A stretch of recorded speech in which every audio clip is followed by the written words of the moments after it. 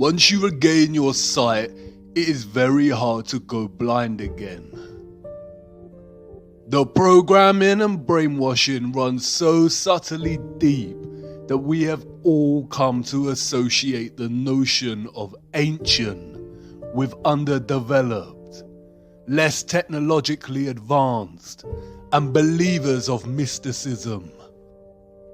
Consider the structures built throughout history.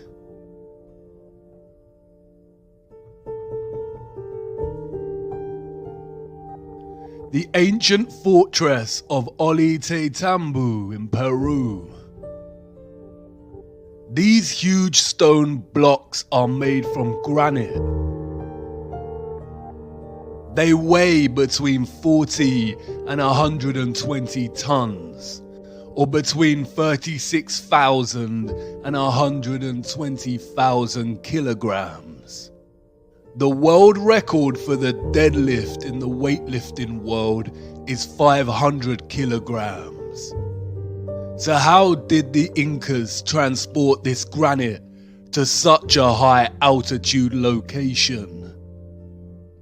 Look at the way the stones fit so neatly together like jigsaw pieces.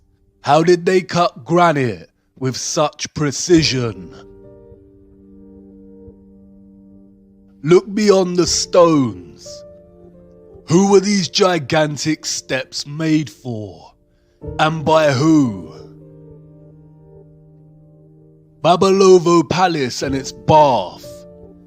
This bath was allegedly created from a 160-ton piece of granite. 160 tons is 145,000 kilograms. The bath structure today weighs 48 tons, or 43,000 kilograms. They say it took the artist 10 years to create. But look, how perfect its curved structure is, and the upper rim of the bath. Yeah, right. No matter what fabrication they attach to this, creating such a structure by hand is impossible without advanced machinery. Alexandra Column, erected in 1834. The column is a single piece of red granite. It weighs 600 tons, or 540,000 kilograms. Again, how did they lift this in the 1830s, and how was it carved to such perfection? Look at the intricacy displayed in the statues of Capella San Severo. These were allegedly crafted in 1753. It is obvious this is not handcrafted. Cutting through a single piece of pure marble with such perfect precision and attention to micro detail is impossible without some kind of advanced machinery. History as we know it is a lie. These all point to civilizations with advanced technology. The photographs of Stonehenge and the Temple of Abu Simbel tell us to be skeptical of other historical structures, such as the pyramids. It is likely that the pyramids are not as old as we are told, and they could have been constructed by anybody, and at any time during history. It is likely that they were all constructed more recently with two primary purposes in mind: to deceive us, and as a ritualistic place of worship, honoring their satanic gods. The first power tool, we are told, was not invented until 1895, and the first electric lamp in 1879. So how was this architecture crafted and constructed?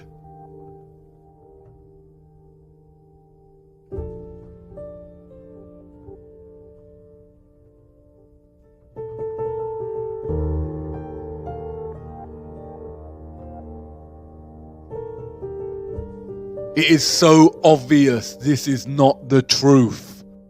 If you really look at all the cities of the world, you can see their stone structures and design would have actually been impossible if we are to believe the fabricated pre-industrial narrative and timelines.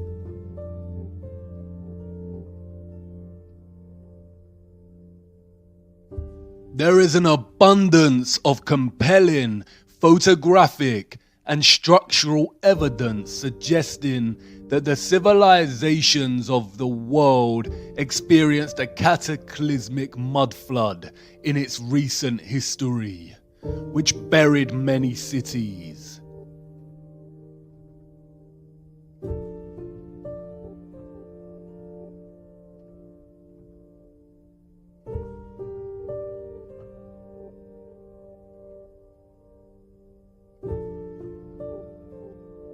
Cities with architecture built with advanced technology and that ran on free electricity.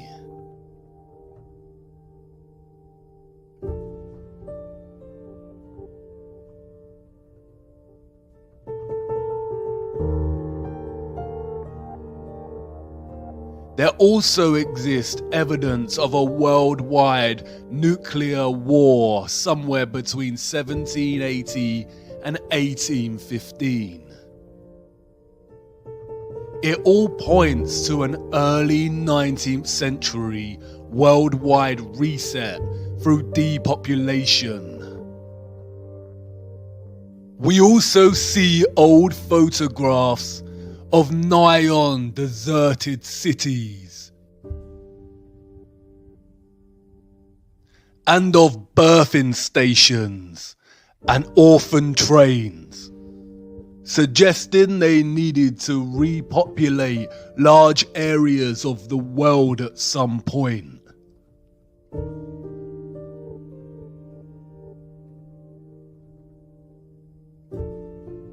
It is likely that a lot of 18th and 19th century culture was designed to program and indoctrinate false history into these children.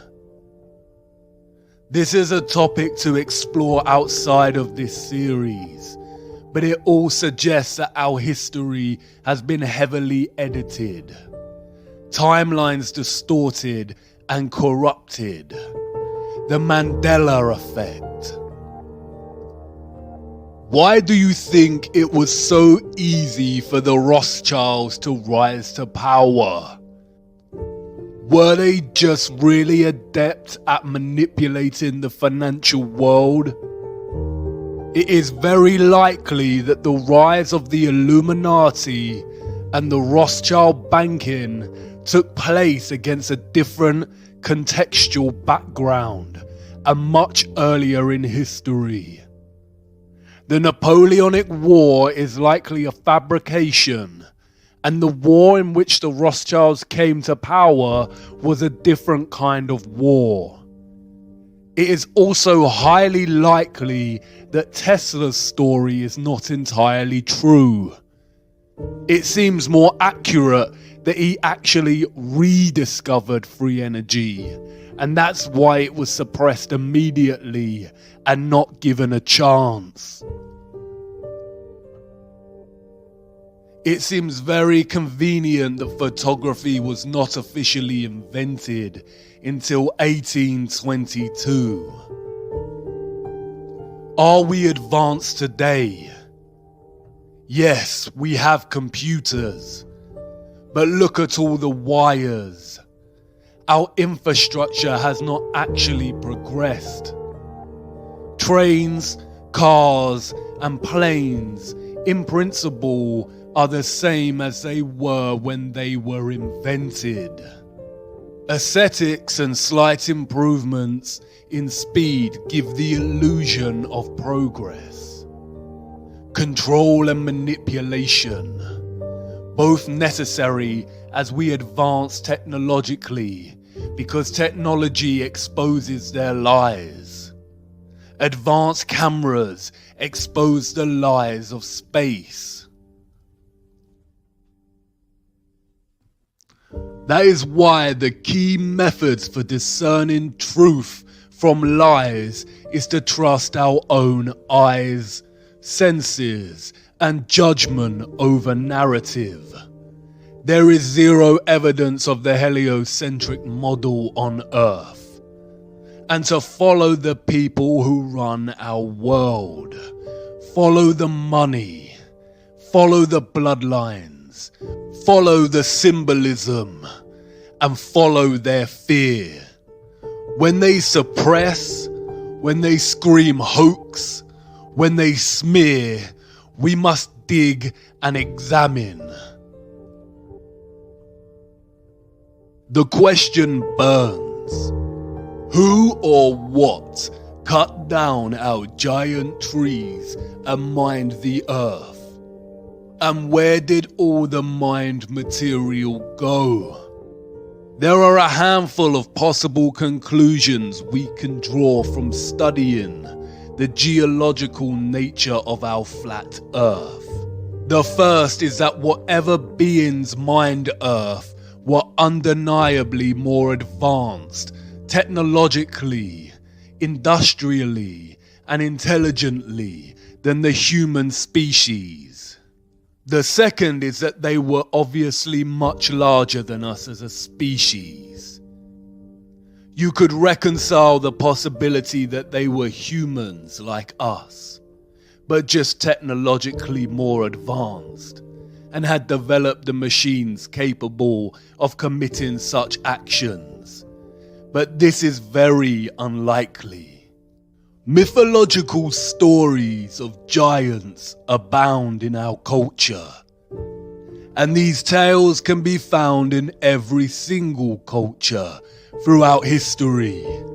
In the Christian and Jewish biblical texts, we find accounts of the Nephilim. In ancient Greece and Rome, we have giants and titans. In the Quran, we have the people of Ad. Giants are present in scripture, mythology, oral history, folklore, literature, and movies.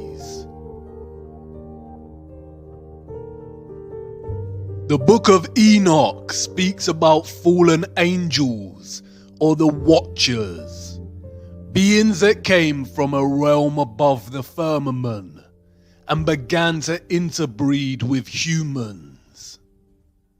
And they became pregnant, and they bare great giants, whose height was 300 ells, who consumed all the acquisitions of men.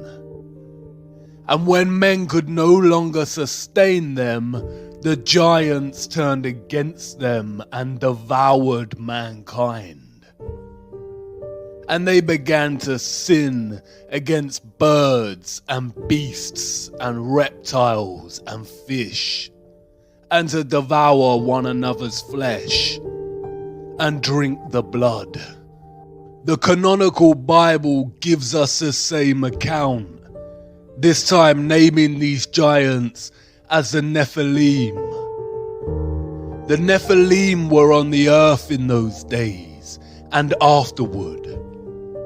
During that time, the sons of the true God continued to have relations with the daughters of men, and these bore sons to them. They were the mighty ones of old times, the men of fame. The land that we have gone through as spies is a land that devours its inhabitants. And all the people that we saw in it are of great size. There we saw the Nephilim, and to ourselves we seem like grasshoppers, and so we seem to them. It would be naive to think the ancient texts have not been edited, or books of scripture hidden. The Vatican Apostolic Archives are highly secretive vaults containing thousands of texts inaccessible to the public. Even Wikipedia gives credence to the enormity of these vaults, stating that they contain 53 miles of shelving. What is important to remember is that the biblical texts also contain chronicles of their God, of their Lucifer. The deeper you travel down the rabbit hole, the more these texts surprisingly align with the reality of our world and offer insight much better than any corrupted field of science. The Nephilim, we are told, were the nuclear weapon of Satan, full of destruction, wickedness, and corruption. They corrupted human genetics and were destroying the earth. The earth also was corrupt before God, and the earth was filled with violence. And God looked upon the earth, and behold, it was corrupt. For all flesh had corrupted his way upon the earth. And God said unto Noah, the end of all flesh is come before me, for the earth is filled with violence through them. And behold, I will destroy them with the earth. And in those days Noah saw the earth, that it has sunk down, and its destruction was near. And all the fountains of the great deep burst forth, and the floodgates of heavens were opened. This is the story of the great flood that God created to rid the earth of the Nephilim and save humanity. Noah survived because he was the only human whose genetics had not been corrupted by the Nephilim. The Great Flood myth can be found throughout all cultures, including Hebrew, Hindu, Babylonian, Norse, Chinese, African, European, Mesoamerican, Mesopotamian, and Australian Aborigine. This is the same satanic method of deception we see with the many names of Lucifer throughout cultures.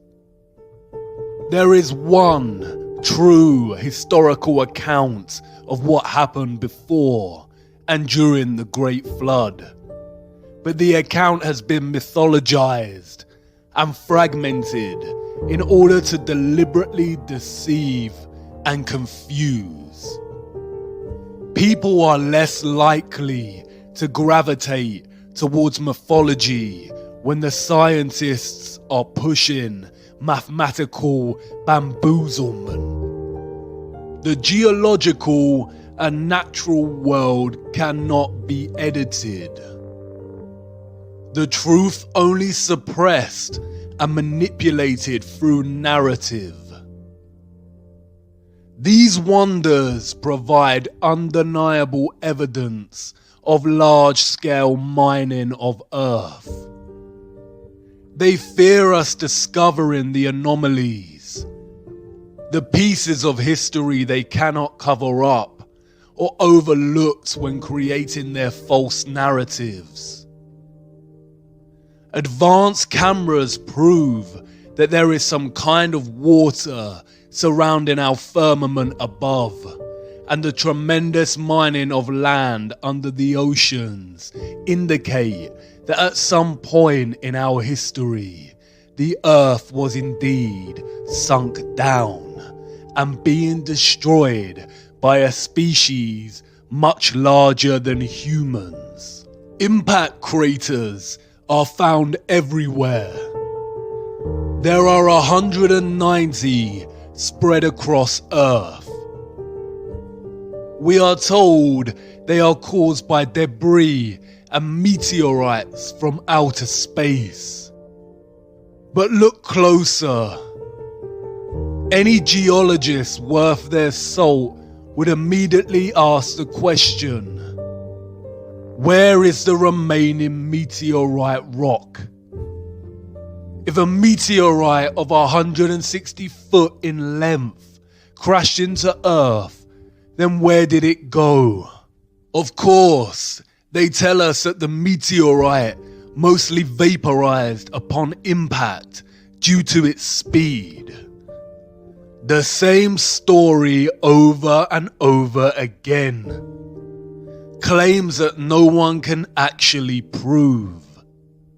Continually putting all our faith in the priests of atheism. What are these craters?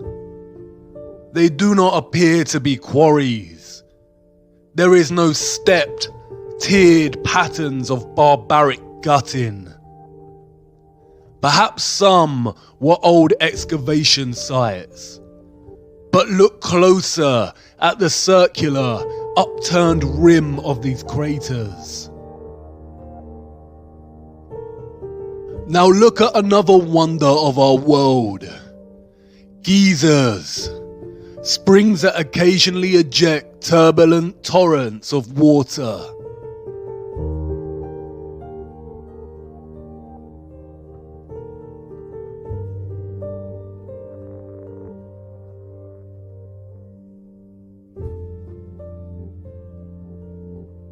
Can you see it?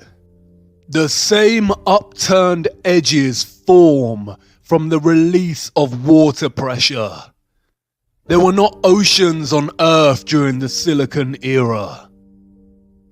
It's interesting how some impact craters appear to be flooded, and while others show vegetation growth in the center, most likely from the moisture. As you can see, right in the middle is the opening in which the water comes up from and releases into the air. We can see traces of the old closed opening in the crater.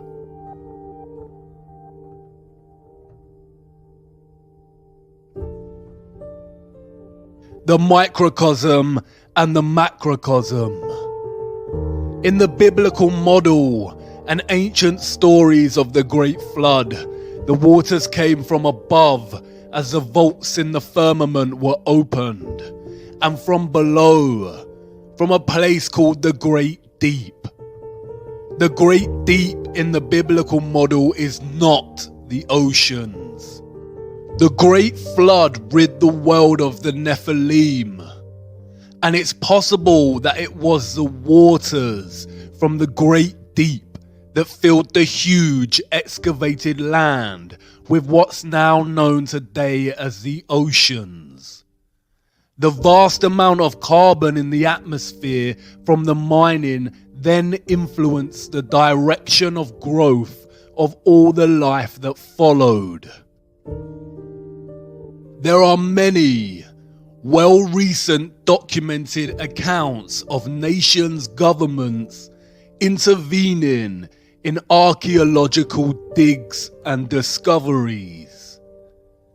Many have written extensively about findings that directly contradict the mainstream narrative of humanity's historical geological timeline and challenge the Darwinian narrative of evolution.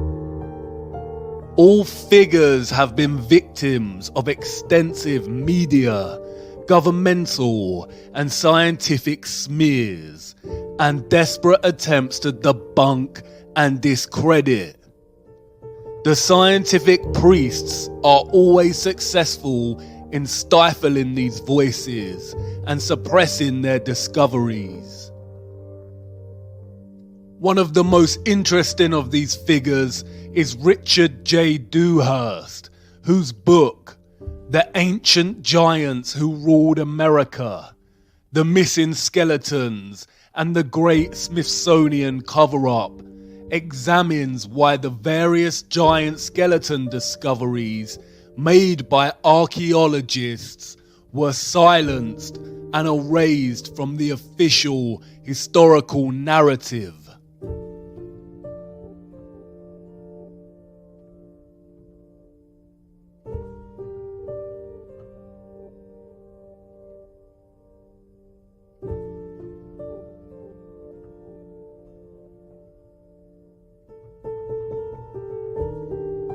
The idea of giants or of the Nephilim existing in our past seems stranger than fiction.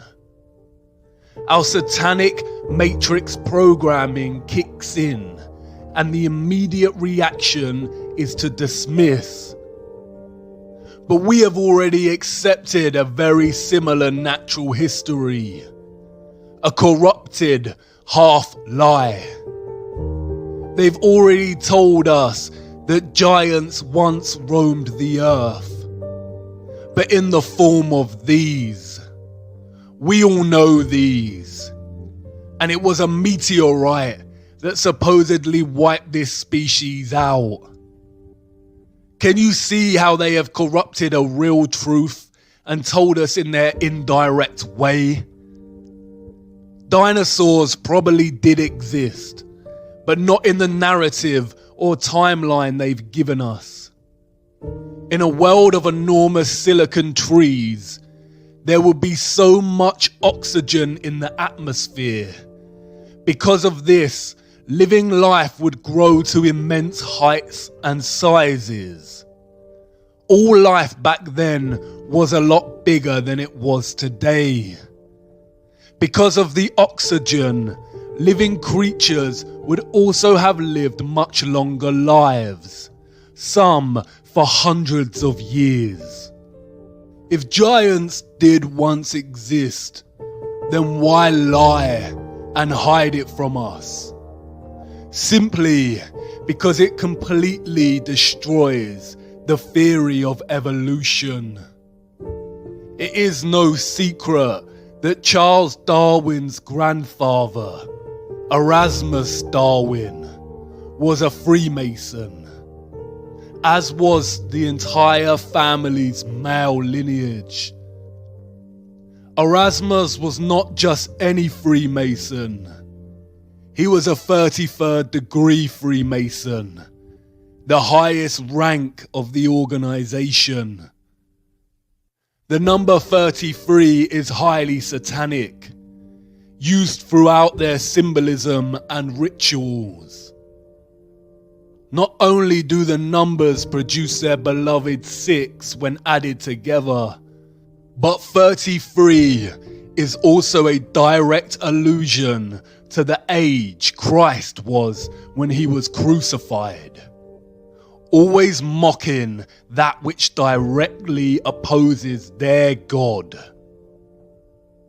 Darwin's theory of evolution is just that, a theory. The double standards are outstanding.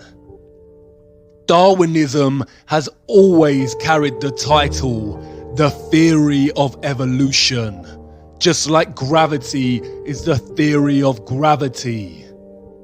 But their scientific theories are forced upon us from birth and taught in our education systems as truths. When a conflicting theory arises, they are usually classified as conspiracy or pseudoscience. We need to wake up. The fact remains that Darwin's theory of evolution has never been proven. Just like gravity, we do not actually witness evolution taking place. There is literally no evidence of species evolving. We just have to have faith that at some point, millions of years ago, it took place. They have never found the missing link between humans and monkeys, and all subsequent militant work by figures such as Richard Dawkins and David Attenborough is nothing more than satanic programming and propaganda. I too was brainwashed by Dawkins' The God Delusion, a stupid mistake. Throughout the last century, scientists have desperately tried to find proof of evolution, enforcing so-called discoveries to the point of invention. They have claimed to have found a jawbone of the missing link, what is referred to as the Piltdown Man. For the next 40 years, scores of scientific articles, artistic reconstructions, and over 500 doctoral theses were written on this subject. But in 1953, tests proved conclusively that the Piltdown skull was actually human and only a few hundred years old, while the lower protruding jaw was from a recently deceased orangutan. A deliberate hoax. They lie. The 33rd degree Supreme Council of Freemasonry was held in Paris. Revealed in the minutes of their meeting is their promotion of evolution as science, while they themselves mock the theory. The minutes read, "It is with the scientific theory of evolution in view that we are constantly, by means of our press, arousing a blind confidence in these theories. The intellectuals will puff themselves up with their knowledge, and without any logical verification of them will put into effect all the information available from science, which our agenteur specialists have cunningly pieced together for the purpose of educating their minds in the direction we want. Do not suppose for a moment that these statements are empty words. Think carefully of the successes we arranged for Darwinism. Darwinism had two objectives. The first, to dislocate the notion of creation as a real possibility, much like heliocentrism. And the second, to create social Darwinism, the idea of superior races and social classes, propelling humankind into some false belief that they must succeed and beat all competition. Social Darwinism became one of the driving ideologies behind fascism, communism, capitalism, and eugenics. It is in direct conflict with the teachings of Christ. Real consideration needs to be given to the reality of the Luciferianism at the heart of the entire social, economic, cultural, and historical fabric that governs our everyday world. Real consideration needs to be given to why such evil is being committed to children on a grand scale. A select group of very rich, elite people who also happen to be psychopaths is one thing. But this is more than that. The crux of it is this. Lucifer worship, satanic slave control of the human population, and crimes against children could exist without the need to deceive us with heliocentrism. The fabrication of heliocentrism comes with great risks for the satanic cabal as our own personal technology advances. People are waking up and questioning the narrative. The spell that they cast over us years ago is slightly losing its grip. They are hiding something.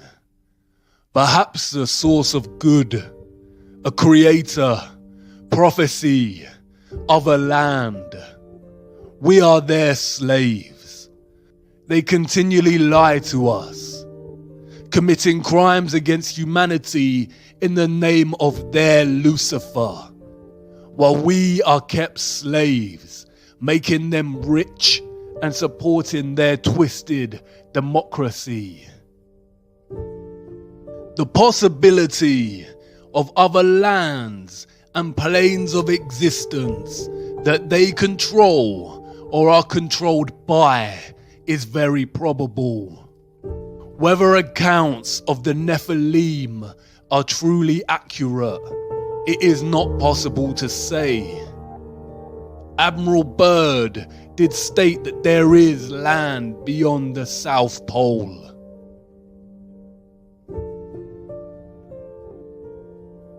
Old maps written off as a hoax or inaccurate show other land, extra territory. The vast amount of material mined from Earth and our old gigantic trees had to go somewhere. It is very possible that they have discovered a way out of the firmament at Antarctica and are able to leave. It's also possible that there are other concentric ice walls, and Antarctica is just the first one, and the foundations of the firmament lie way beyond. But there is a problem. They can only traverse this plane. They have never been able to go above or below, and that is their goal. The more you look closer, the more troubling it becomes, and the more it all aligns with the Christian biblical texts. Ye are of your father the devil, and the lusts of your father ye will do. He was a murderer from the beginning, and abode not in the truth, because there is no truth in him. When he speaketh a lie, he speaketh of his own, for he is a liar, and the father of it. Lucifer has always been clear on his ultimate goal. I will ascend above the heights of the clouds. I will be like the Most High. The Tower of Babel, the story on how the different languages of the earth came to be. Nimrod, a Luciferian gigantic king, built the tower to reach up upon heaven, to reach the firmament and be like the Most High. God saw what they were doing and broke the tower and scattered all people over the earth and divided them by different languages so they may not attempt this again.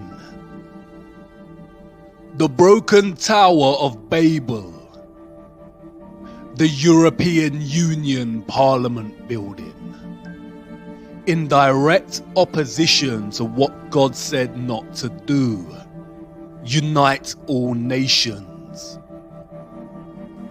The EU, a branch of the United Nations. Our minds programmed and manipulated by the media to think this could ever be a good thing. Union of all, a utopian lie to advance the Illuminati satanic agenda of a one world government. Their new world order, Novus Ordo Seclorum, the uniting of nations under one government, under one world currency, one world military, one world religion. The end goal, all potential threats to their system dissolved. Complete control over the human slave species. A new world order. A new world order. A new world order. A new world order. New world order. And a new world order. A new world order. A new world order. A new world order. A new world order. A new world order. A new world order. A new world order. World order. A new world order. As I've told you before, because I love it so much, Novus Ordo Seclorum, a new order for the centuries, for the ages, forever. The international order. Global governance. Global governance. Global governance. Global society. Global influence. And people talked then, in 1990, of a new world order. The reference to the Tower of Babel signals another motive, a more sinister one. Lucifer's goal to ascend like the Most High. They have been trying to breach the firmament for years. Operation Dominic and Fishbowl were attempts to nuke the firmament. Although we weren't able to shatter that highest, hardest glass ceiling this time, thanks to you, it's got about 18 million cracks in it. The mysterious Libyan desert glass, scattered over hundreds of kilometers in the Sahara Desert. This mysterious glass puzzles scientists. Some theorize that it is formed from nuclear explosion. The glass is nigh on pure silica and is so strong it has a melting point of 1,600 degrees. Crystal remains. But of what? The trees? Maybe not. How many cracks did she say are in the firmament? This didn't always share the same name with a chocolate bar. Those before us called it the Great Rift. The ancient Greeks said it was a great path of destruction left by Phaeton, who tried to guide the chariot of Helios, the sun god, across the sky and lost control before being struck down by Zeus's lightning.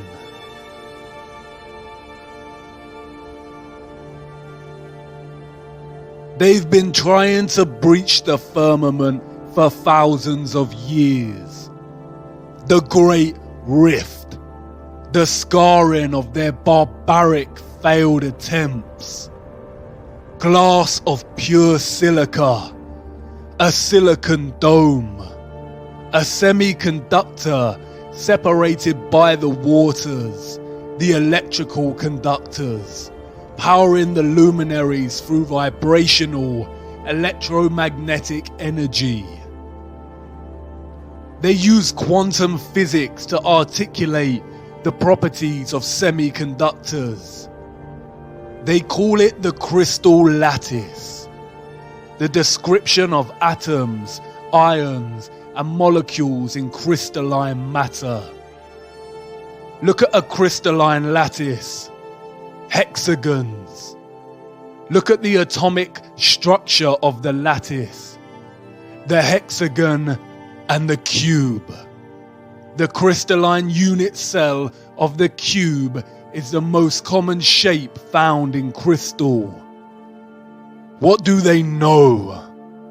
What energetic field of darkness are they worshipping, giving their energy to, and sacrificing children for? And then there is this. They are doing it right now while we sleep. CERN. The Large Hadron Collider. This is the world's largest and highest energy particle collider and the largest machine in the world. They are in search of the Higgs boson particle to prove the Big Bang and to understand the nature of dark matter and black holes. All lies. Look at CERN's logo. 666. Do you remember the ritual that was filmed at CERN, located on the border of France and Switzerland? Shiva the Destroyer. The same symbol adorns the boardroom of the World Health Organization. The World Wide Web was invented here at CERN. 666. Look at the dance opera they put on to celebrate the opening of this.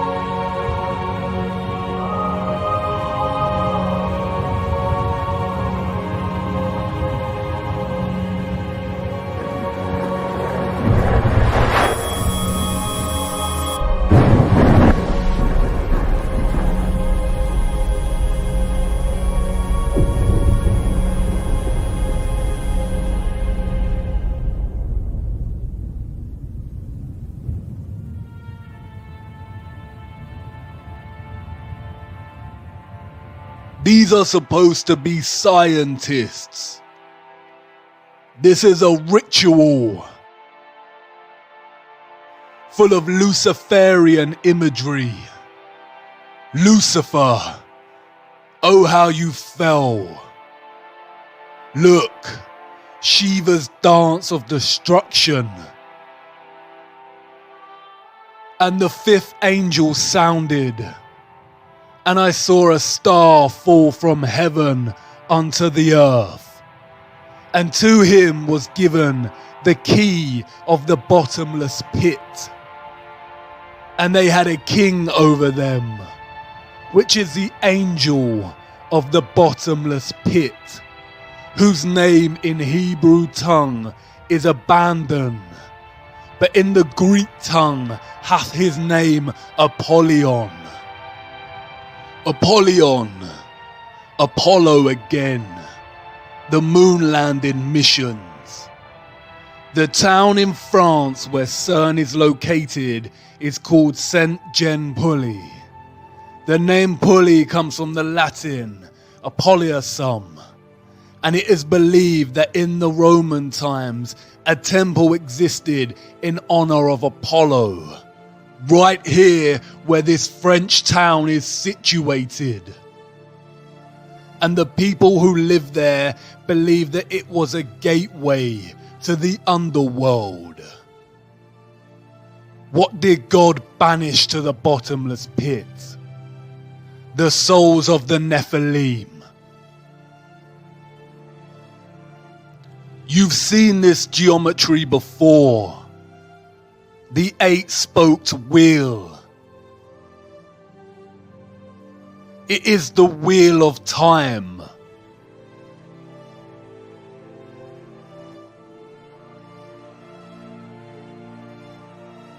Controlling and distorting time and space. They are openly telling us what they are doing. The key to the bottomless pit.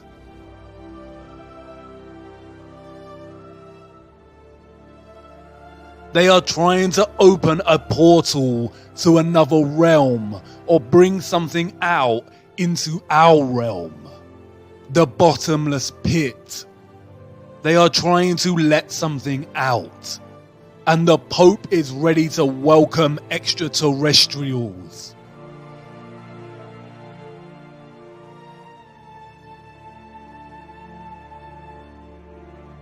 The sculpture in the Vatican is called Resurrection.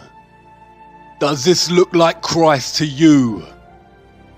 They are trying to resurrect something, but it is not Christ, and they are not aliens. The whole alien deception has been programming us from the beginning to accept something other. Some kind of life that is not human, but something else. Look at the satanic symbolism at the ceremony dedicated to the opening of the Gotthard Tunnel in Switzerland. This was put on by CERN.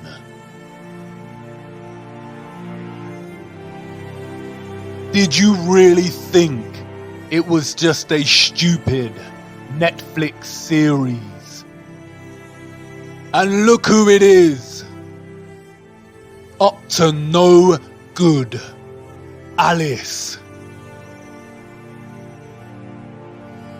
Desperately trying to go into or get out of Wonderland. They are telling you what they are doing with Alice. Trying to go down into the rabbit hole. Into the bottomless pit. Through these experiments, they discovered something called the rainbow universe and rainbow gravity. More nonsensical bamboozlement concealing what they are really looking for. Return to ancient Norse cosmology. Can you see it? A rainbow bridge connecting our flat earthly plane, which they called Midgard, with another realm, a realm underneath.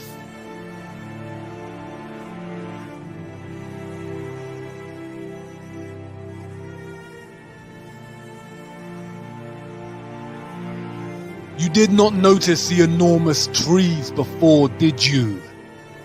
Heed it now.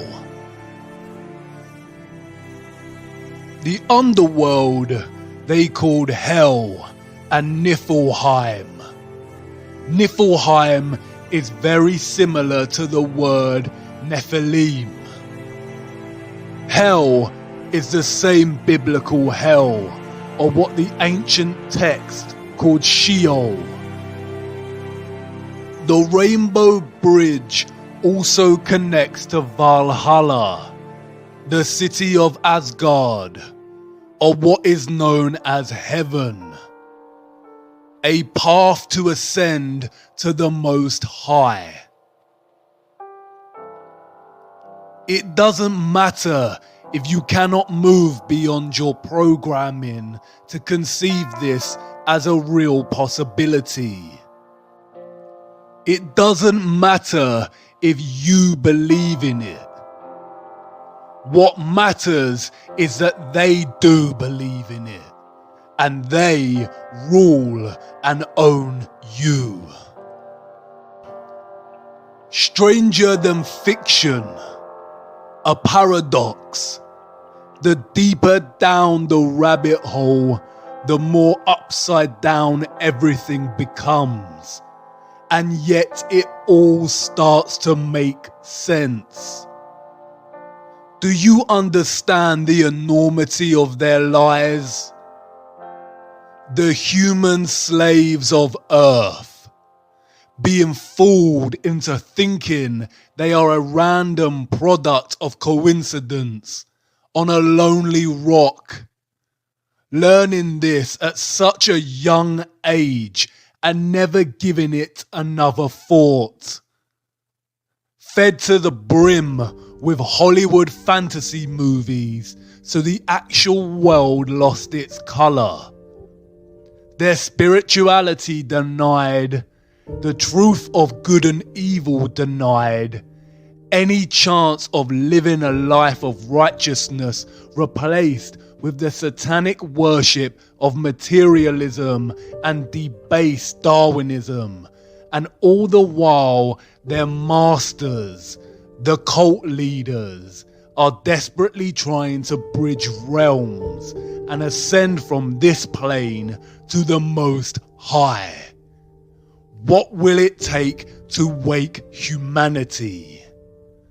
While they are sleeping, this is happening. The tower is being rebuilt, and the little freedom we had to begin with is vanishing.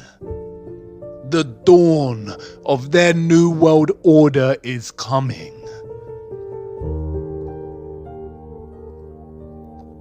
But I know you've stirred, viewer, and I'm grateful for it. Now is not the time to lose faith. We have to tumble down one last rabbit hole before I let you go. What I am going to show you should restore your faith and hope. Come on now, our final stop has arrived.